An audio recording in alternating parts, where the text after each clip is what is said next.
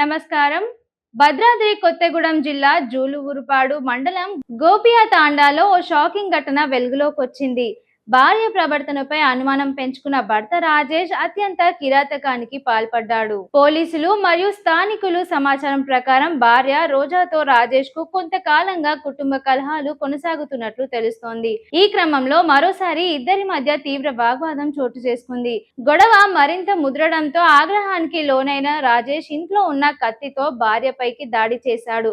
అంతటిలో ఆగకుండా రోజా 2 కాళ్లను నరికివేసినట్లు సమాచారం. ఈ ఘటనలో తీవ్ర రక్తస్రావానికి గురైన రోజా అపస్మారక స్థితిలోకి చేరుకుంది.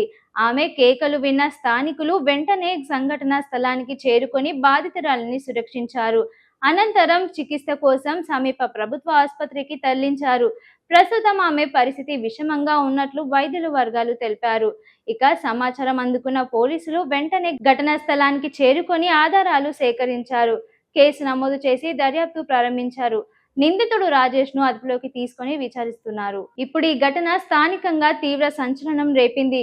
కుటుంబ కలహాల్లో ఇంతటి దారుణానికి దారితీయడం పట్ల స్థానికులు ఆందోళనకు వ్యక్తం చేస్తున్నారు. ఈ ఘటనకు సంబంధించి మరిన్ని వివరాలు వెలుగులోకి రావాల్సింది. మరిన్ని తాజా అప్డేట్స్ కోసం చూస్తూనే ఉండండి టైమ్ 24x7 టీవీ. షేర్ చేయండి, లైక్ చేయండి, సబ్స్క్రైబ్ చేయండి. మరిన్ని వీడియోల కోసం బెల్ సింబల్ పై క్లిక్ చేయండి.